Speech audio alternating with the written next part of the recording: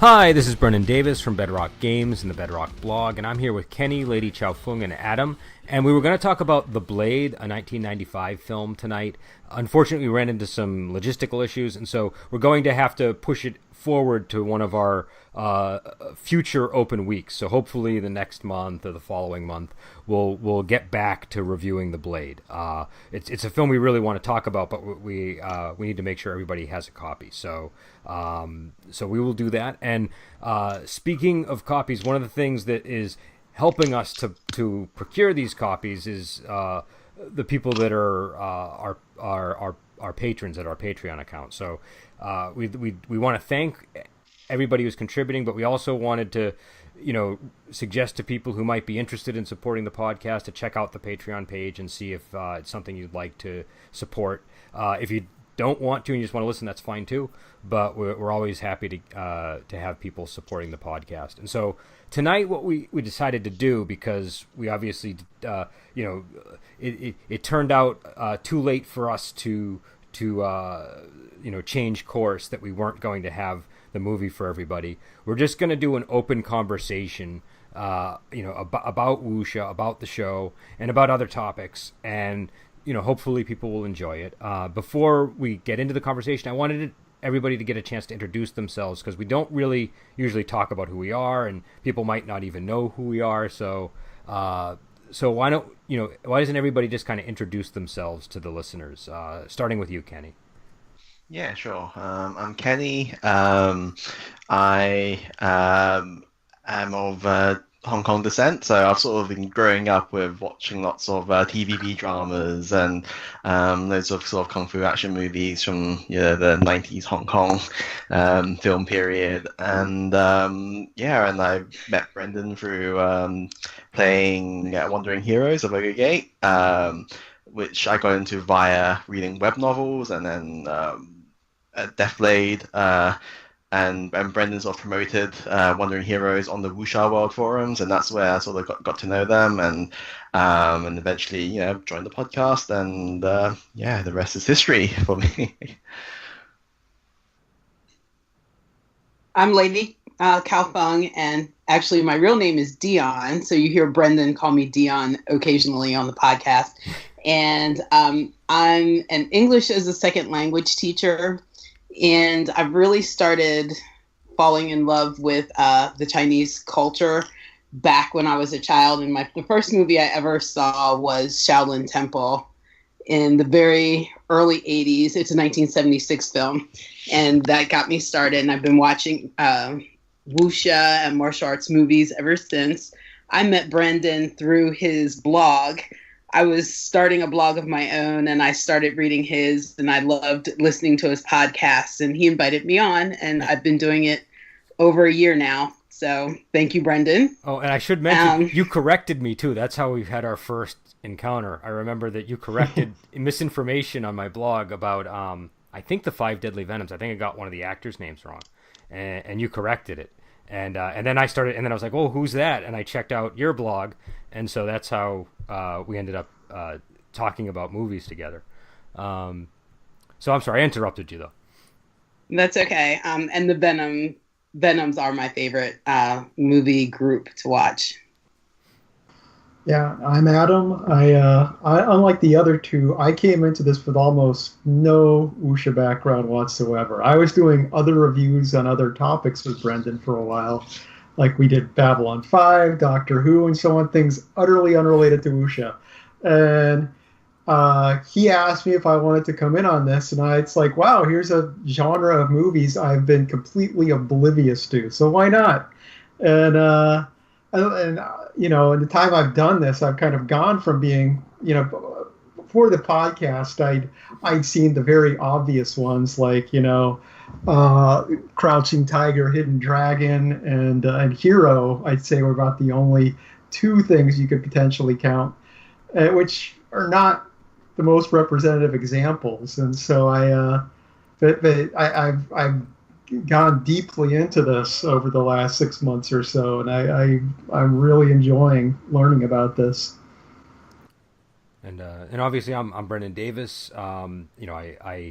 I guess my main thing is I do Bedrock Games, but increasingly I've been kind of focusing probably more of my energy than anything on watching and talking about wuxia movies and reading wuxia books and things like that. And so yeah, so and people that follow the podcast probably know me plenty, so I don't really need to talk about myself.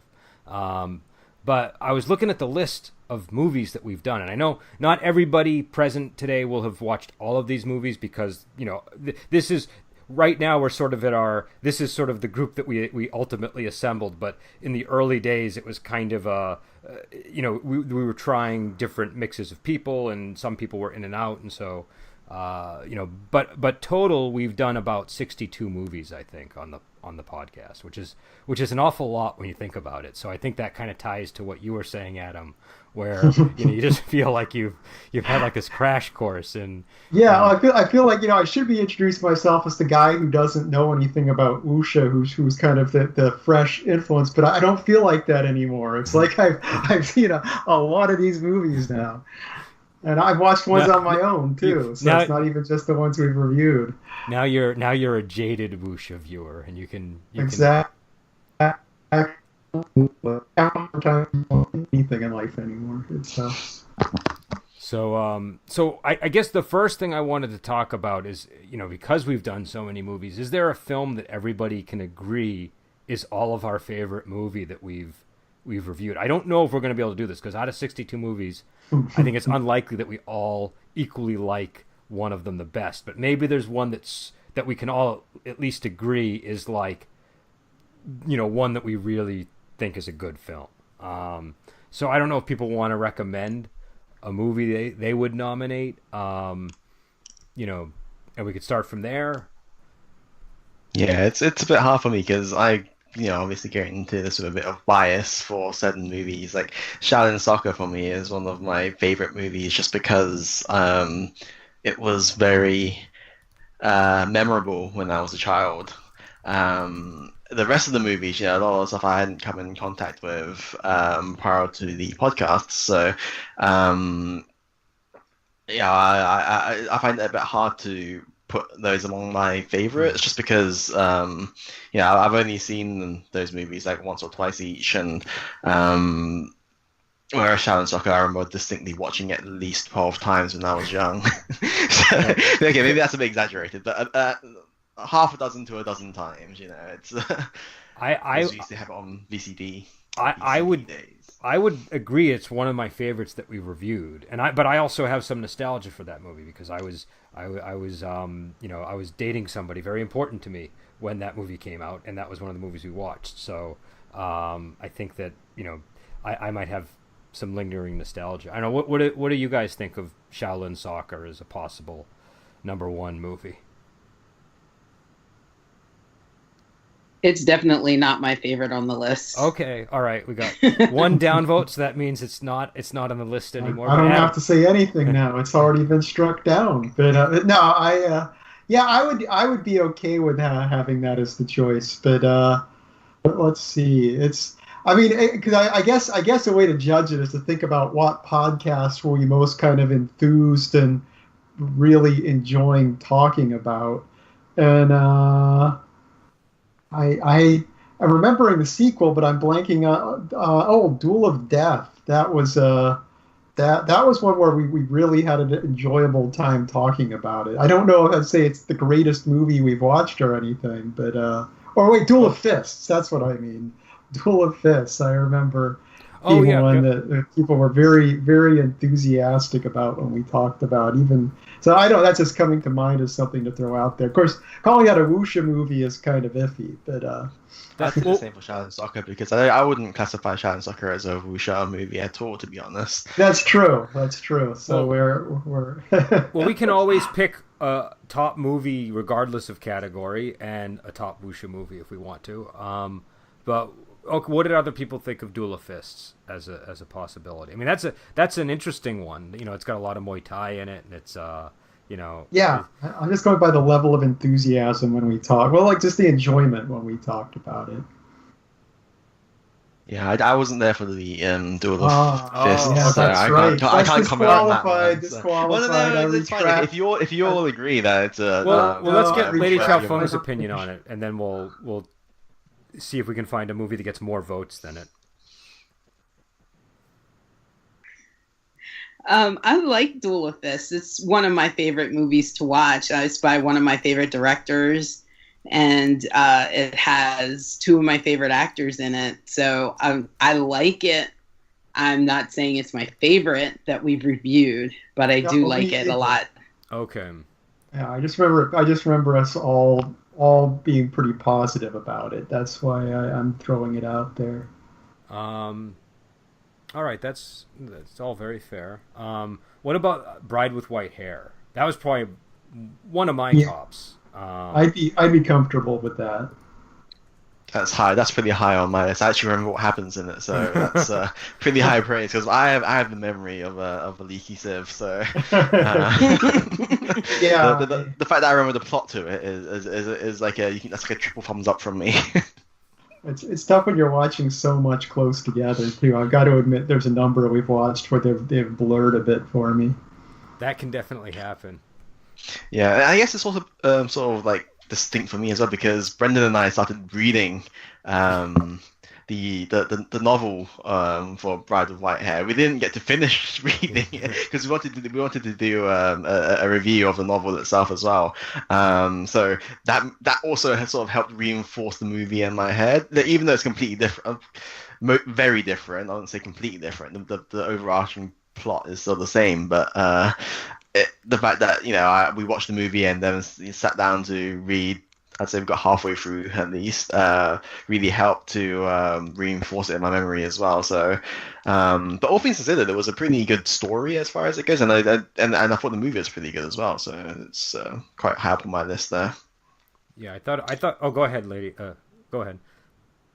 Yeah, I was going to say I really enjoyed Bride with White Hair. Also, it really solidified my view of Brigitte Lin as an awesome actress, and she's like one of my top three favorite actresses at the moment. So yeah, I really enjoyed that one.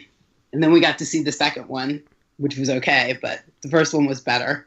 Yeah, I would agree. The first one was definitely better, but the second one was still good, in part because the first one was so good. It kind of, but it's not like the East is Red level sequel. It's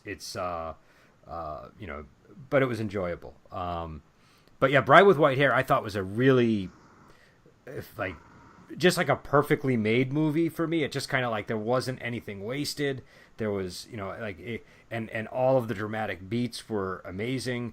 And again, I'm always calling her Brigitte Lin, but Brigitte Lin's performance was spectacular. And she's and again, if you see her in anything, she's usually quite good.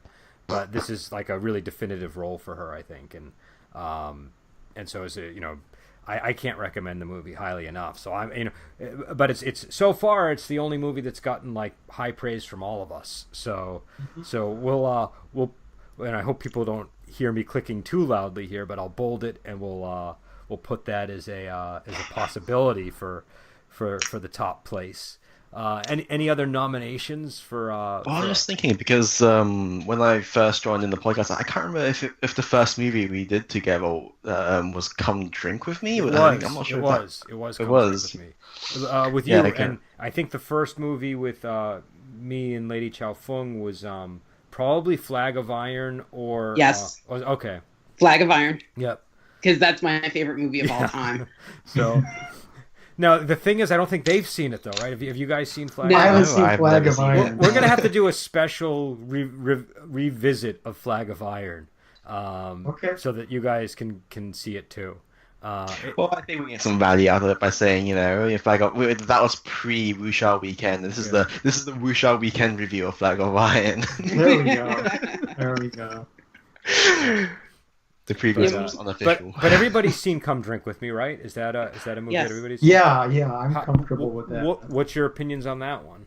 And I should just say for people listening, Come Drink with Me is a very early Shaw Brothers film in the mid '60s, starring Cheng Pei Pei, and it's one of those like early new school wuxia that sort of really established a lot of foundational styles and stuff. But yeah, what'd you guys think of Come Drink with Me? Oh, I really enjoyed it. I'd say that was my sort of first experience with sort of 60s Wuxia, well, early Shaw Brothers Wuxia movies, and yeah, it was a very well made movie. I remember the plot for it again, so that's like another plus for me. And I thought Chen Pei Pei was really good in the movie, and although there was, I think I had a little bit of a gripe with how the sort of the tempo of the movie. Maybe it was, I think it was the fight scenes or something, where it's all very it's all very posing. I think that's like, is that typical King Hu? That was a King Hu movie, but the second half was directed by somebody else, I believe, or the end was directed by somebody else. So there's a sharp difference in style when you go from the early part of the film to the later part. But I believe you guys made similar remarks during Dragon Inn too.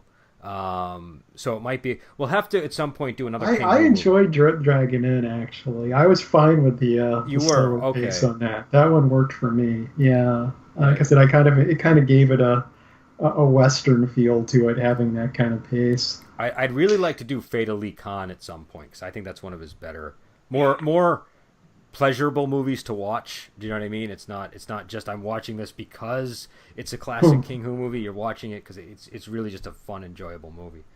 But okay, so I know, me and Kenny like King Come Drink with Me. What did Adam and Dion think? I enjoyed Come Drink with Me. That was like the third time I'd watched it when I watched it with you guys. So I really liked it because I like Chen Pei Pei and I like her style, and I did like the posing, but I think it was, it was the beginning. You get to see the roots of where it all started for this, I guess you would say this part of the movie making phase, or the new movie making phase at that time. You feel like you're seeing something new and fresh, at least for the time that it was made. Like you get right. That sense of vitality when you watch it. And I liked the storyline, and I enjoyed Dragon Gate Inn too for the same reasons. They were very similar to me, but I thought that definitely Come Drink with Me was the better of the two. And I think you sort of remember those pacing issues in Dragon Gate Inn as well. But like Adam, I do think that pacing sort of Drink with Me. Yeah, I'd agree. I'm not sure if it's just sort of me thinking back on it now. Maybe I have to rewatch the movies to have a more concrete opinion on that. But there's just something about how desolate the setting of Dragon Gate Inn, where it sort of makes sense that everything is sort of drawn out, and it's the middle of a desert basically for all intents and purposes, right? So yeah, having everything feel like it's dragging out really sort of adds to the sense of desolation of the setting and helps the movie along. But for Come Drink with Me, I don't know. I think I have to rewatch it to form a better opinion now that I've seen more of these types of movies. Because back, like I said, that was my first brush with it. So maybe I wasn't looking out for the right things, and I wasn't feeling the movies like I do now. Adam, what about you on Come Drink with Me? Yeah, I mean, I watched it on my own. I didn't watch it as part of the podcast. I just watched it because you've strongly recommended it a number of times. Strong arm by Brendan. Yeah, I know. I just wouldn't shut up. But I have to agree that I mean, it's one of those movies you do watch, and you are taking into account the fact that this is a very formative movie for the movie genre of Wuxia, and I don't know, I really enjoyed seeing that. I'd already watched a number of these movies in the podcast by then, so it was kind of exciting going back and looking at that. Yeah, and it's one of my favorite movies. I've talked about it endlessly, but I went through a period where I was watching it all the time, just like it was just one of those, I just was constantly watching it, and I used to love to show it to people and not tell them who Chen Pei Pei was, but know that they would recognize her from Crouching Tiger, Hidden Dragon, and it would slowly dawn on them. And that was always a pretty similar reaction because she's really young when she makes Come Drink. She's got to be like 18 or something. So, but her face, you can still tell it's her. It's like she's got a very like a very recognizable face. So it's always funny to see people's response to that. But yes, I don't know what any other movies that we might that people might advance as a possibility of the number one film. I want to nominate Swordmaster. I just can't get enough of that movie. I keep watching it over and over again. I know Flag of Iron is my favorite, and we did Disciples of Shaolin, which is my second favorite. But I really enjoyed the Swordmaster remaking of Death Duel. I thought it was amazing the way that Derek Yee reimagined the movie. I liked the way that it was shot. I loved the characters in the movie. I was so invested in the movie. I just watched it again recently. Yeah, my estimation of that movie goes up every time I see it. When I first saw it, I was impressed, but there were some things I was like, well, I wonder how I feel about that. And then every viewing after that, it just kept going up and up, and I found more stuff about it I liked. And I think it's a really one of the few truly good wuxia movies in the past couple of years. I think, what was it, 2016 Swordmaster came out? Yes. Something like that. I believe. I get so fuzzy headed with these. I could be, off by a year, but sometime around then, I think is when it came out. 2016, December 1st. Okay. So and it's based on sort of the Third Young Master by Gulong, and so it's the source material's quite good, and Death Duel is also drawn on the same source material. I think it's but this. It just has a striking look. This movie, it really creates like a world that I don't think I've seen a world like that in another film, which is I think the thing that I has been causing me to respond so strongly to it every time I watch it. I don't know, what did you guys think of it? I didn't watch Swordmaster. Yeah. Oh, you guys didn't see Swordmaster? Oh, I was out that week. I watched the first 5 minutes of it, like later on. I went back, but I didn't get to watch it. So I know what you're saying. It's a very striking looking movie, and I think I'm like, why haven't I gone back and watched that? Because that looked really cool. So that movie's definitely going to get shortchanged tonight, because I think if everybody saw it, I have a feeling it would maybe end up number one, but I don't. But because we obviously not everybody got to see it, I'm going to give it like a special symbol on my list just to indicate that it's it's like this you have to strong arm the rest of us into watching it. Yeah, well, that's what I always end up forcing people to watch wuxia movies. That's exactly. So I guess one movie that we've watched that's on the list, the Five Venoms. I don't think we watched that, right? Didn't we? We watched the Five Venoms on the podcast. Yeah, we did. Oh yeah, and it's not on the list here. Well, I think the Five Venoms definitely.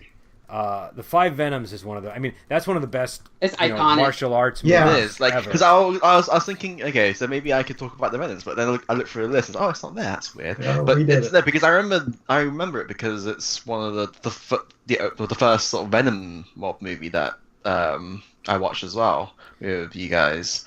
So it struck out to me, and it was a very good movie as well. There was a lot more intrigue than I would have expected from that kind of movie. You imagine something quite different, and but it really is kind of like a mystery type film. I think it kind of towards the late 70s, there were more entries into the mystery martial arts, I guess, genre, if you want to call it that. And this was one of its first. It was, basically written to showcase five guys and their talent and to introduce them to the world as a group. And so the story, it was very story driven and less martial arts driven. But the more movies that they did together, obviously, the more martial arts styles were shown in it. But it's a really good movie just because of the storyline and the chemistry of the actors is awesome, and the fight styles that are showcased also. Yeah, I mean, and they definitely all have a lot of charisma too. There's like a, and you get it's like you said, like you don't get like the full display of martial arts like you do in their later films, but you get a strong taste of it. You get a sense of what these people are capable of, and they're the physical performances of these guys can be quite amazing.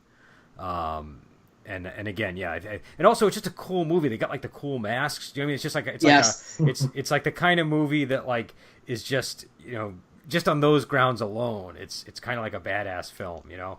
And there's a line from that movie that just about everyone knows, even if they haven't seen it. Poison Clan rocks the world. It's like so out of place in that time period that it just stands out. So.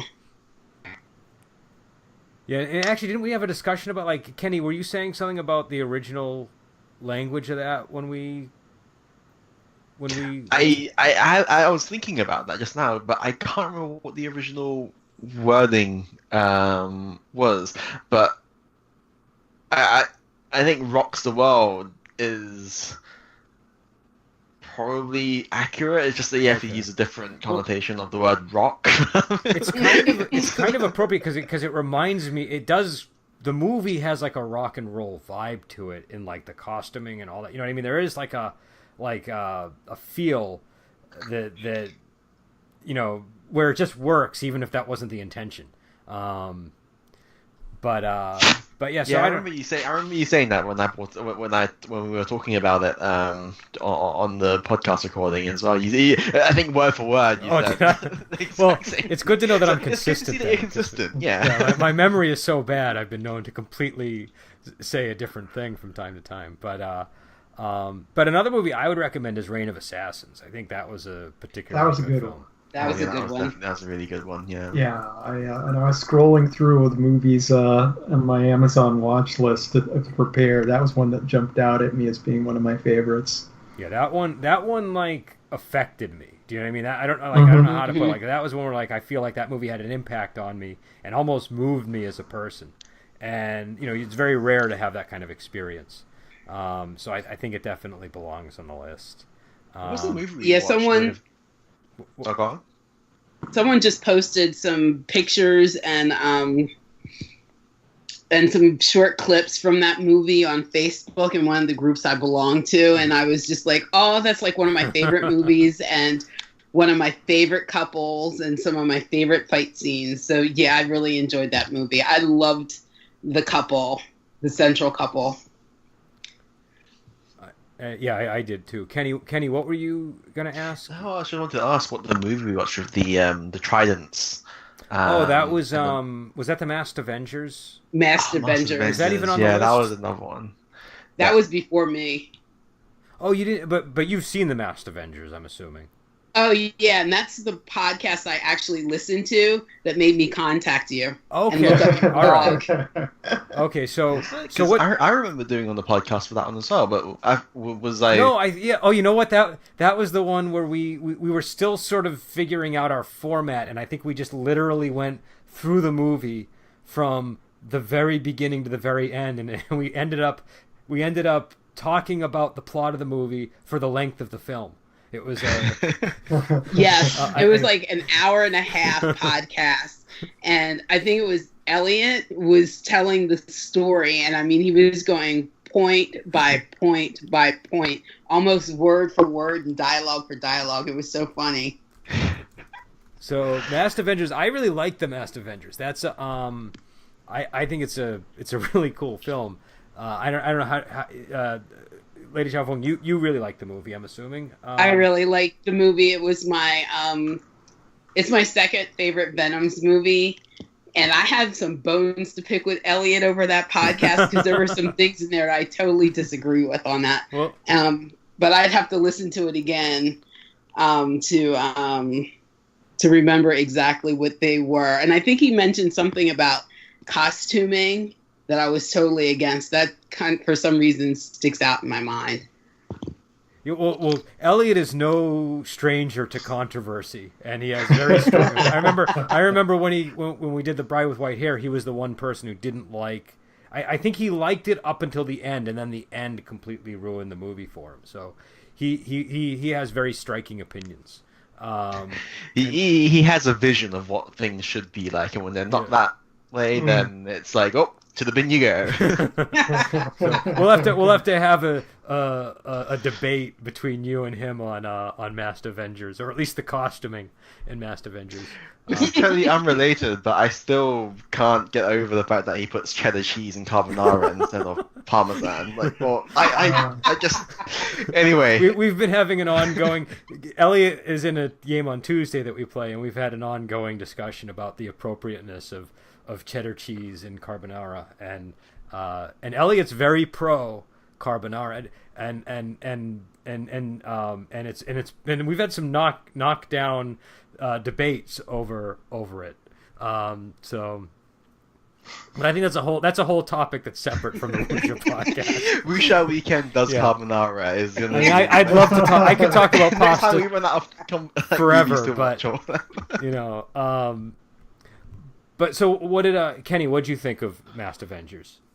I really enjoyed it. That one was another one which had quite a bit of intrigue, and I remember some of the mechanisms that they were using were pretty funky. People spinning while being crucified, and doors made of razor blades for whatever goddamn reason, and unnecessary people hiding behind curtains was another thing which struck out to me in that movie. I really enjoyed it though, like for all the sort of wacky stuff in the movie. It was all very well woven together, and the set was definitely very memorable, and the characters were quite memorable there as well. So I definitely put that one quite highly on the list, on my list of top movies. Yeah, Adam, did you see the Masked Avengers or no? I have not seen it. Okay, I do have it on my watch list, so I'm going to push it up the list a bit since it's getting this talked is so one. highly about. This is spoiler one alert. that might People lose on a crucified. technicality. Yeah, you've ruined it. I'm not going to watch it now. It might lose on a technicality then. It's a good movie, and I love the whole, secret sort of society where they have and you don't necessarily know who anybody is, and and also the tridents are cool, badass. They a lot of times with these movies, you can intellectualize it, but really it boils down to that's a really fun looking weapon that they're slaughtering people with in interesting ways. It's just like it's all about the picking something that looks right for what they're trying to do. So what about The Assassin, the Jimmy Wang Yu Cheng Che film? Did we do that one or did we not do that one? We did. That was my first episode. That was your first one. Okay. So how do people feel about that one? Oh, I can't remember it. Well, I think it's going to go off the list. Was this the one with the flying rock thing? It was the one with where he tries to kill the king or the prime minister at the end, and then he cuts off his own face, and I think he disembowels himself. It's like a martyrdom type film. But it was like a Go ahead. I'll say it was I mean, for me it was being the first one I'd watched after watching Hero. It was kind of a reverse version of that to an extent, where the character was trying to do this assassination and did actually go through with it. But and they're both from the records of the Grand Historian, I believe. So they're both kind of rooted in similar source material, but different assassins. A similar time period, if I recall. But very early. In fact, they're talking about bronze weapons and these newfangled that's right. Yeah. That's right. I heard that. Yeah. But I like that one a lot. I mean, it was the first two I watched were that one, which was a very dramatic, serious, measured early Shaw Brothers kind of production, and then we went straight from that to Web of Death, which was just like wow, those first two episodes showed me just the broad range that you could fit into the wuxia genre, and I was in love at that point. Yeah, that's interesting because it wasn't planned, but that really is a good. Those are very very good guides to the range for at least Shaw Brothers, I think.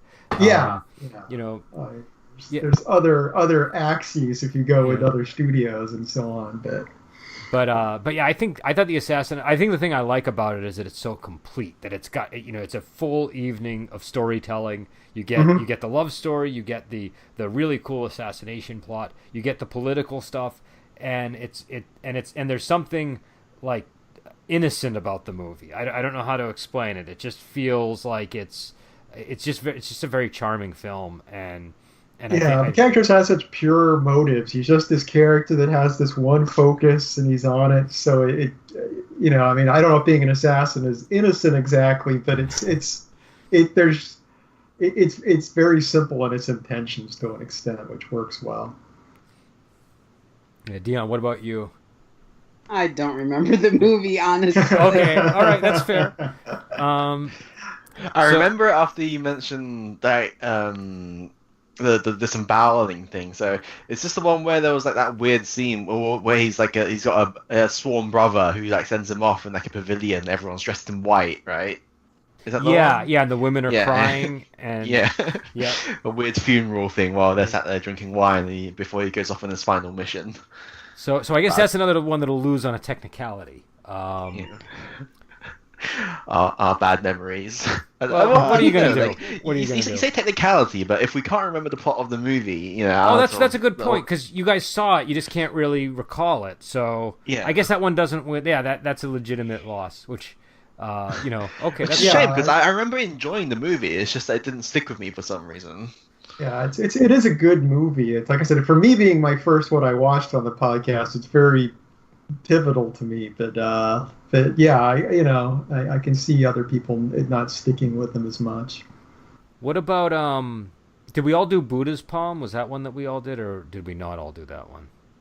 I did not do the podcast, but I watched it on my own. Okay. Yeah, I love Buddha's Palm. That's I was not part of that one. Okay, so that's that one probably won't get the full treatment. Dion, were you there for Buddha's Palm? Yes. What did you think of it? I enjoyed that. It's another Derek Yee film, and he's one of my favorites. And I enjoyed it. Jason, I'm going to say it wrong, Pai Piao. Pai Piao, I think is how. Yeah, is in it, and it lends a bit of comedy to it, which I thought was great. I love the formations that the monks did when they had to battle, and I thought that was a really cool movie, and it had a bit of intrigue too because you didn't know exactly what. Well, I didn't know exactly what was going on the first time I watched it. Who was betraying who? So it was pretty good. And also the what was the other one that we was everybody here for Heroes Shed No Tears? Because I think we had like a big. Yes, I was here for Heroes Shed No Tears. Yes. Okay. What do people think of that one? I remember the movie, so that's. I don't know if that's because I also read the book. So it was a good movie. But I don't know. It felt fairly average among the whole list of movies that we've got here. I remember the scheming guy plotting behind everyone's back. The box that combines into funky weapons, and it's coming back to me now. And then the grief that guy had when that one woman died. I'm just saying things that I remember about the movie. I don't. The plot is still a bit hazy in my head actually, but these are the points that I remember, and I remember enjoying it. But if I can't tell you what the plot of the movie is, and it's probably not that memorable for me. Yeah, I put it in a similar range. I liked it. It's definitely a good movie, but it wasn't something that absolutely thrilled me to the level where I'd want to promote it as being our top pick here. Mm.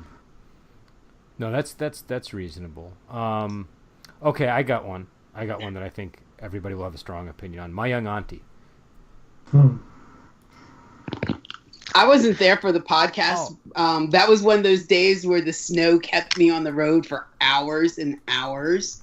Remember? Oh, during yeah, the winter. I remember there were a couple of times you had some traffic things going on. Yes, but that's one of my favorite Kara Hui movies.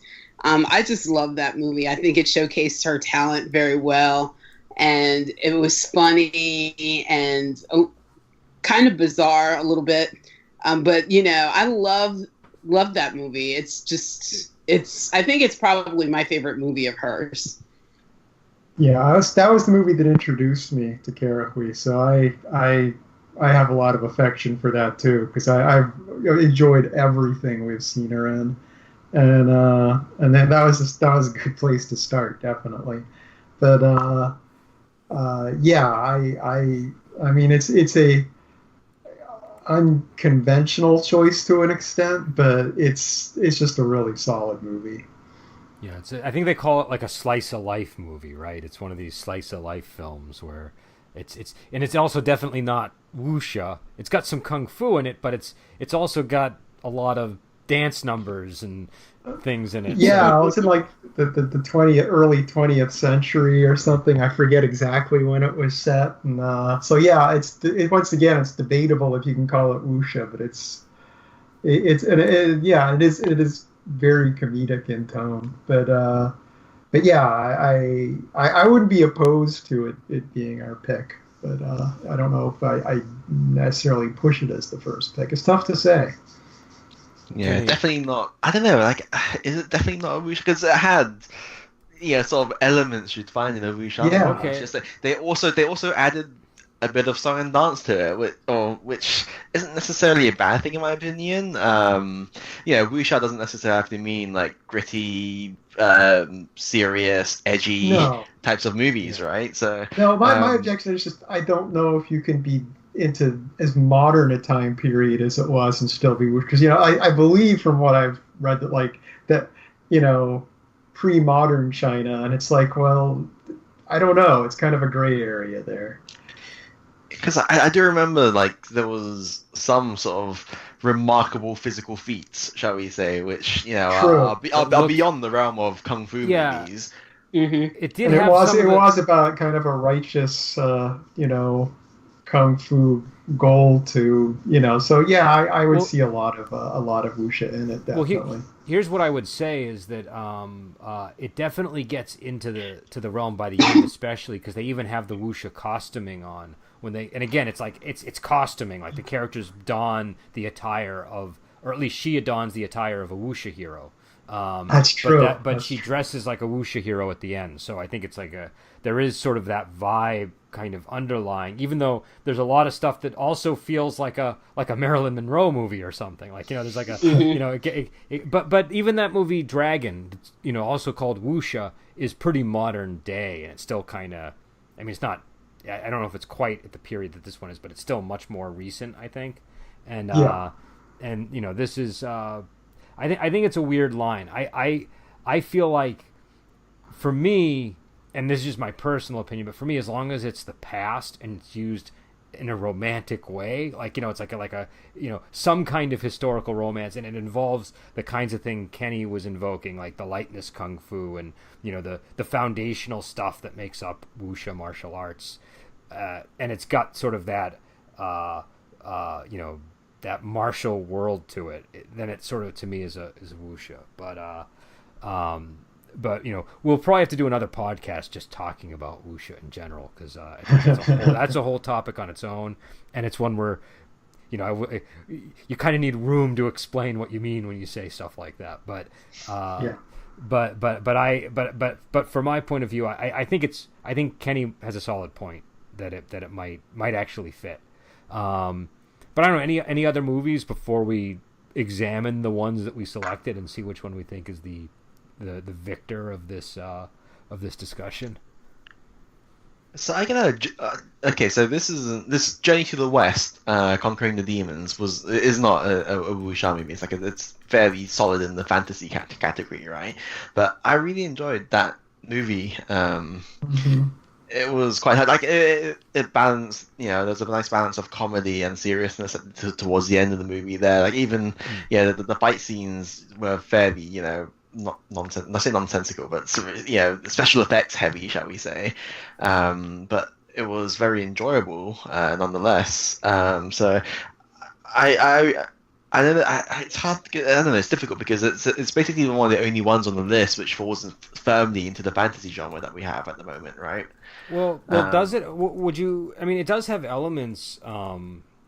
It does have elements of wuxia, though. I think, especially the way that they had the demon hunters kind of be part of this. You know what I mean? Like this society. Like there was a, and it's a Stephen Chow film, so. He always there always seems to be this underlying wuxia element. Like Shaolin Soccer still had some amount of wuxia in it, and Kung Fu Hustle had some amount of wuxia to it. But yeah, I think I would, if I were to describe Journey to the West, I would probably call it like a mythic film. Like to me, it sort of gets in. It's sort of the realm of fantasy and myth. Definitely. I would definitely agree that it's a fantasy movie, and the wuxia element is a bit. There's, I mean, okay. So we'll save that definition discussion thing for another time. I'll say this support just to throw my thing in. It's like the protagonist doesn't really achieve his goals through his martial training. He gains them just through his spiritual purity. It's kind of, which is a whole different tack than So he's not, the main character is not a martial hero. Yeah. So that would be an element to factor in.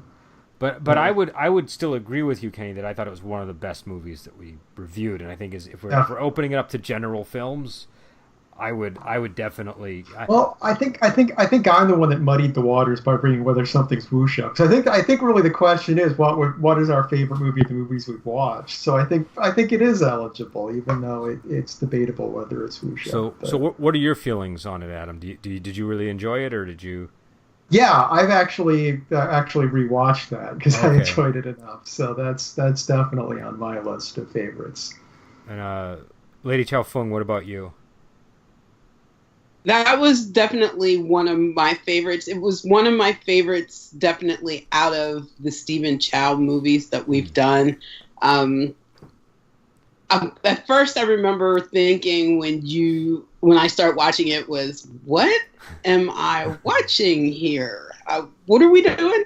But yeah, no, I enjoyed it as the movie went on. I really got into it. I liked the characters a lot and became invested in the storyline. So I thought it was a good movie. I'd watch it again. I think it's a fabulous movie, and the thing that I like about it, what I like about all of his films, is it just has heart to it. It's like you feel like this bittersweet thing at the end, and it's all done like that, like the rhythm to how he achieves these things is surprising at times, and especially in that movie, the moment, the big moment at the end is like heartbreaking, but also kind of like it's a moment of awe.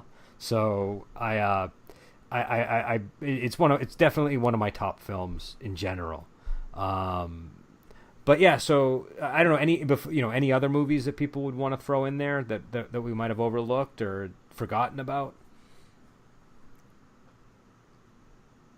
I think we've got quite enough on the list. All right. So here we could definitely keep going because like none of the movies very few of the movies on the list I'd say were bad in my opinion. Yeah. So all right. We can always find a good thing to talk about a movie with. So I'm only going to talk about the movies that got 3 like really impressive stars, or not 3, 4 really impressive stars from all of us. So that's going to exclude films like The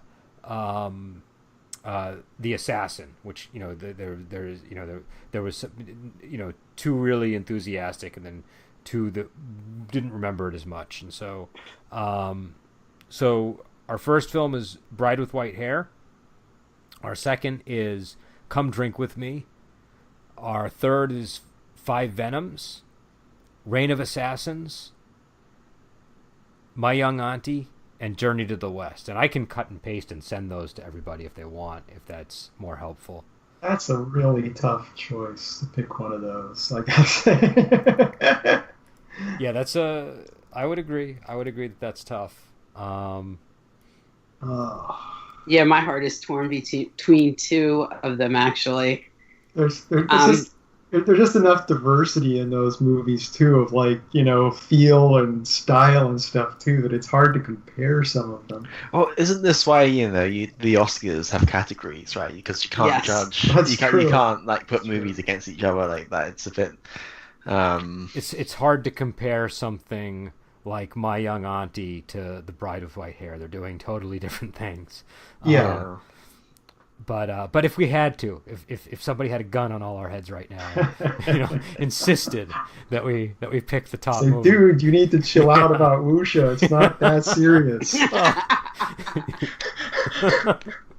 Well, I guess you know what? I don't think that's the right response when somebody has a gun to your head. I think you tell them the movie that you think is going to get the gun away from you. Wait, read the list one more time. So I just sent it to everybody, but the list is Bride with White Hair, Come Drink With Me, Five Venoms, Reign of Assassins, My Young Auntie, Journey to the West, and and I think Swordmaster should be on there, shouldn't it? No, because not everybody saw it. All right. It? No. Okay. No, not everybody saw it. All right, so yeah, then that was the list. So rather than trying to pick the best from the list, we can try eliminating the worst, I guess. Like, which of the movies from the list would people be happy never seeing again? I mean, these are all movies I would always want to see these movies again. That's.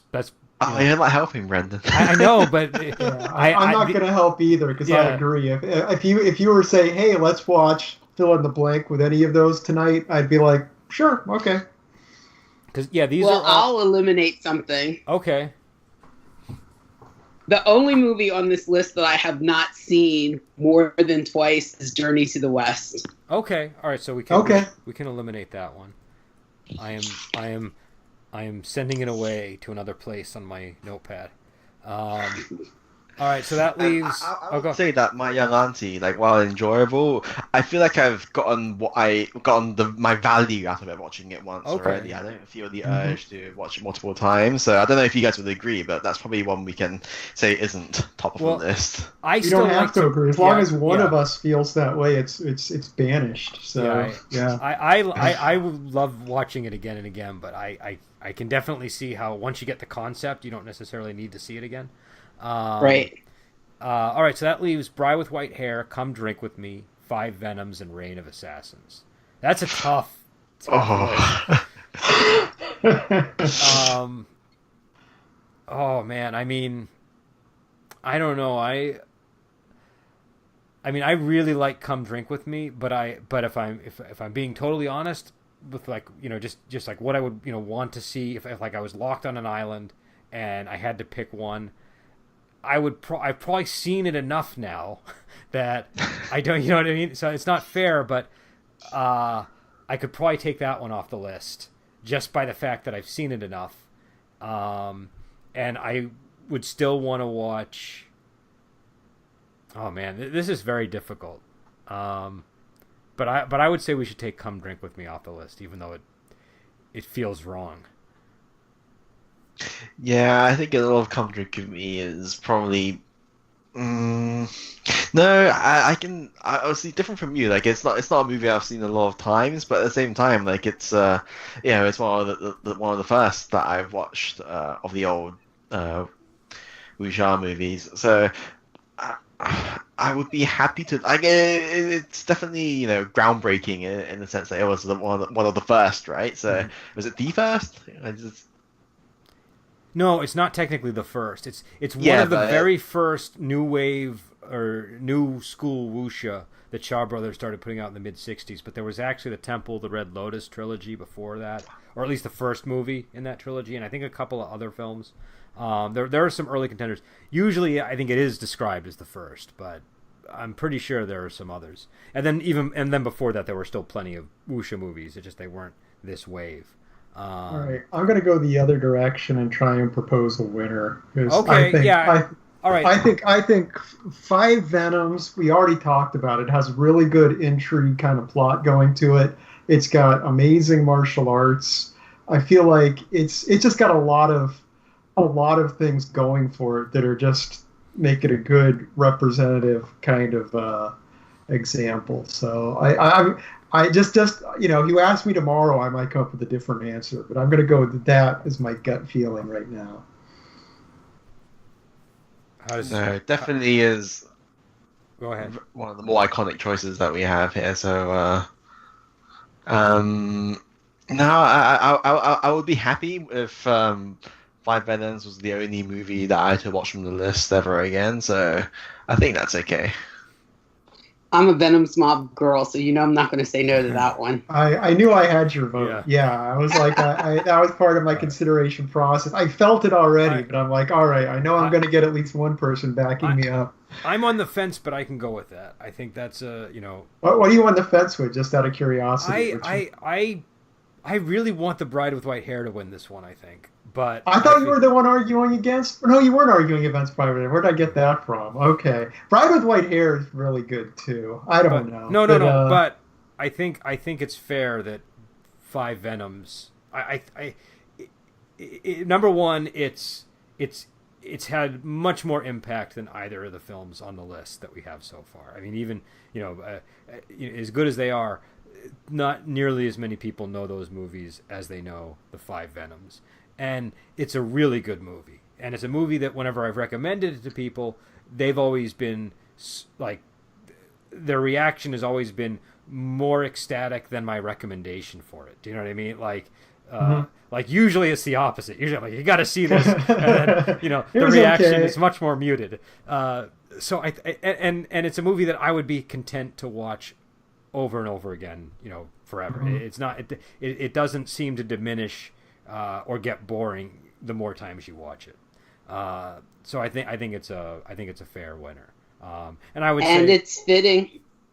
It's fitting because our Patreon levels are based on the Five Venoms. That's true. Oh, that's true. Which reminds me, again, if anybody wants to support the podcast, you can go and see exactly what Dion is talking about, where we have these different reward levels, and they're all based on Venom Mob stuff. And yeah, I can think of why there would be a slight difference in our opinion too, Brendan, because we were on a big Shaw Brothers run early when I joined the podcast, and so like my formative feeling of Wuxia is very heavily influenced by 70s Shaw Brothers stuff. Whereas I know the 90s are a huge era to you, so which I like 90s stuff too, but I like both.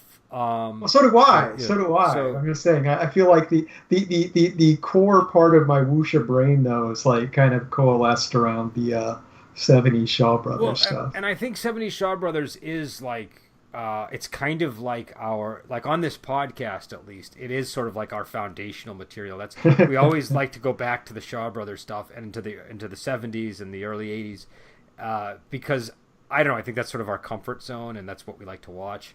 But again, I think we actually have a very interesting list because the remaining three are Five Venoms, Bride with White Hair, and Reign of Assassins, and those are all representative of very different eras. So I feel like we have a good number one winner, which is the Five Venoms, and then the runners up, which are Bride with White Hair, which is a '90s movie, and the Reign of Assassins, which when did that come out? 2011 or something, I think. I don't remember the exact date, but it's a post 2000 movie at least, and so I think that gives us a really good, those are three very solid recommendations. Yeah, if we just could fit an 80s one in there, we'd be all set. But we did have My Young Auntie in there earlier that we took out. So yeah, you're right. So I don't know. I guess we were going to do a lot more this podcast, but we never even got past our initial topic. We actually had I think 5 other topics to go over, 5 or 4.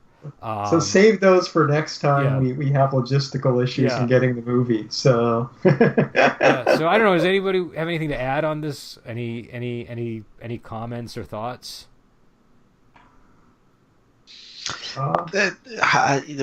We don't really review any bad movies, so despite the fact that we're sort of eliminating things or excluding things from our list, it doesn't necessarily mean that the movie's bad and not worth watching, etc. It just means that in a sea of stars, there are some that shine brighter than others, I'd say.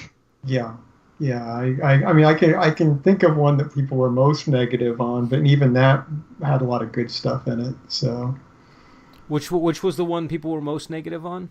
It seems to me Cat versus Rat of the ones I've said was the one people had the most negative stuff to say. But near the end of it, I felt like in the beginning I wasn't that into it, but by the end of the movie, I was actually really kind of engaged. The later half of it was very enjoyable to me. I remember thinking that would have made a great sort of early morning viewing type thing, but it felt like I think it felt like a TV show almost more than a movie to me. Well, the early part was very much in the same location and very repetitive things back and forth, and and then once they got away from that set with the two houses back to back, the movie just came alive. But it took a while to get there.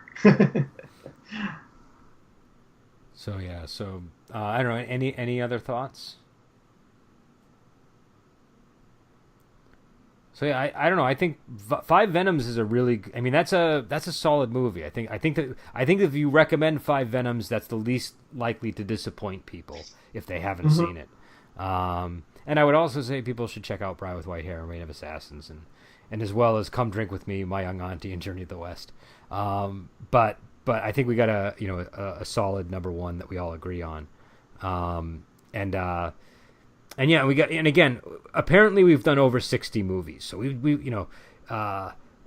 hopefully these are giving people ideas of films they might want to watch, or if they've seen the movie they'll have something extra to chew on, and again, I think we all do want to apologize that we didn't have The Blade tonight. That was our original plan, was to review The Blade, and we're gonna have to wait on that, but we are going to get to it, and I think it'll be better when we do, because it's an unusual film that it requires that everybody saw the movie to have a good discussion. I want to get everybody's opinion on it, and again, we'll be on next week. I don't know what our movie is for next week. I don't know if anybody has that on hand to announce now, but I think what is our topic next month? Painted Skin, I think. So we're doing Spirited Beasts and Ghosts next month. Is that it? So we're doing what, the 2008 Painted Skin?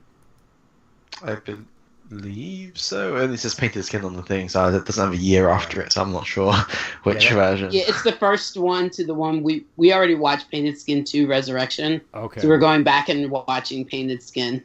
Okay.